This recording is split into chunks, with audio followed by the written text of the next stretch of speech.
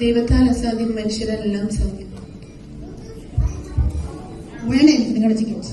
ഇങ്ങനെ പോയാൽ എന്നെ പോലെ റിച്ച് പീപ്പിൾ എങ്ങനെ ജീവിക്കും? ഇതെല്ലാം കണ്ടു നിന്ന അവിശ്വാസി ദേവദാസൻ അടുക്കൽ ചെന്ന് ചോദിച്ചു, ആ സ്ത്രീ നിങ്ങളോട് ചോദിച്ചതല്ലേ ടിക്കറ്റിനെ എങ്ങനെയാ മേടിക്കേണ്ടതെന്ന്? നിങ്ങൾക്ക് ഒരു വാക്ക് പറഞ്ഞു കൊടുത്തൂടെയായിരുന്നു? സുഹൃത്തെ, ഞാൻ വളരെ വ്യക്തമായി പറഞ്ഞല്ലോ, ഈ ടിക്കറ്റ് സൗജന്യമാണ്. കാരണം അത് വിലമതിക്കുവാനാവാത്ത. എന്തായാലും നിങ്ങൾ വരുന്നത് ഞാൻ നോക്കട്ടെ. എവിടെ നിന്നാണ് ഈ ടിക്കറ്റ് ലഭിക്കുക? വിലമതിക്കാനാവാത്തതാണ് ഈ ടിക്കറ്റിന്റെ വില.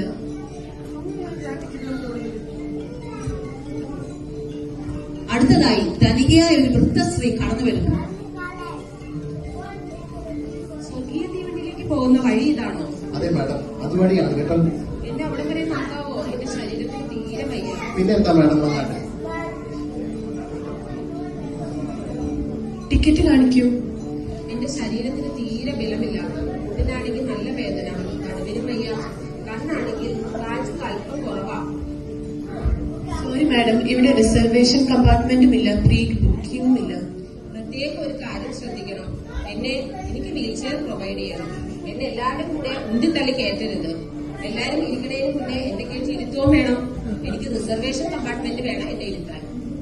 സ്വർഗീയ തീവണ്ടി നിങ്ങളെ കൊണ്ടുപോകുന്നിടത്ത് വേദനയില്ല, ദുഃഖമില്ല, മരണമില്ല. എന്ത്? റിസർവേഷൻ സീറ്റ് ഇല്ലെന്നോ? അതിന് ഇതൊരു സാധാരണ തീവണ്ടിയല്ല.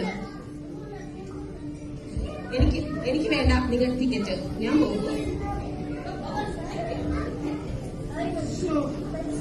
എന്ത് സങ്കടകരമായ അവസ്ഥയാണ് സാറ്. ആ പാവപ്പെട്ട വൃദ്ധയായ സ്ത്രീക്ക് ടിക്കറ്റ് നിങ്ങൾ കൊടുത്തില്ലെന്ന് പറഞ്ഞ. സുഹൃത്തെ, നിങ്ങൾ ഇനി കാണാൻ കിടക്കുന്നതേ ഉള്ളൂ. ഇതോ അങ്ങോട്ട് നോക്കിക്കേ.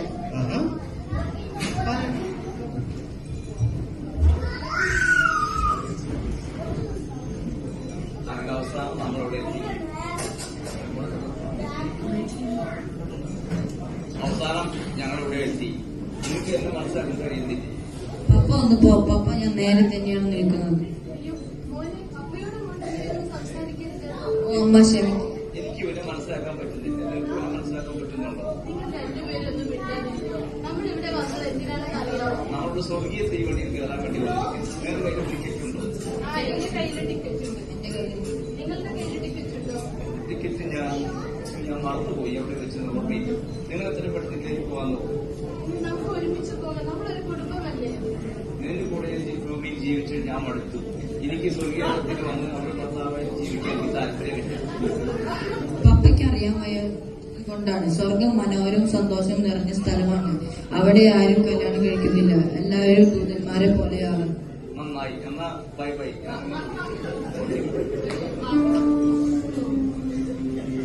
അങ്ങനെ ലോകസ്നേഹിയായ ഭർത്താവ് തീവണ്ടിയിൽ കയറാതെ ഇറങ്ങിപ്പോകുന്നു. ഇതെല്ലാം കണ്ട് ദൈവവചനത്തിൽ നിന്ന് കേട്ടുകൊണ്ടിരുന്ന അവിശ്വാസന്റെ മനസ്സിൽ സുവിശേഷത്തിന്റെ വിത്തുകൾ ദേവദാസൻ പാകി. സഹോദര, എനിക്ക് വേണം ആ ടിക്കറ്റ്. യാതൊരുവിധ വലിപ്പ ചെലവുമില്ലാതെ എല്ലാവരെയും തുല്യമായി കാണുന്ന ആ ലോകത്തിലേക്കുള്ള തീവണ്ടിയിലേക്കുള്ള ടിക്കറ്റ് എനിക്കും വേണം. എങ്ങനെയാണ് ആ ടിക്കറ്റ് ഞാൻ നേടിയെടുക്കുക? സുഹൃത്തെ, അതിന് നീ യേശുവിനെ സ്വന്തം രക്ഷിതാവായി സ്വീകരിക്കണം. യേശു ക്രിസ്തുവിന്റെ ക്രൂശിലെ യാഗത്താൽ മാത്രമേ അവന്റെ രക്തത്താൽ അമൂല്യമായ ഈ ടിക്കറ്റ് നിനക്ക് സൗജന്യമായി ലഭിക്കുകയുള്ളൂ. ഞാൻ സ്വീകരിക്കുന്നു. ഞാൻ എന്റെ യേശു കർത്താവിനെ എന്റെ രക്ഷിതാവായി ഞാൻ സ്വീകരിക്കുന്നു. ഈ ലോകത്തുള്ള ഒരു സമ്പത്തും തന്നെ എനിക്ക് വേണ്ട. എനിക്ക് വേണ്ടിയുള്ള ഈ ടിക്കറ്റിന്റെ വില എന്റെ കർത്താവ് സ്വർഗത്തിൽ നൽകിയതിനായി നന്ദി. ഞാൻ അതിനുവേണ്ടി എന്റെ ജീവിതം സമർപ്പിക്കുന്നു. ഇതാ മകനെ നിന്റെ ടിക്കറ്റ്. സുഹൃത്തെ, നിന്റെ പുതിയ ക്രിസ്തീയ ജീവിതത്തിലേക്ക് സ്വാഗതം. ട്രെയിനിൽ കയറിയില്ല.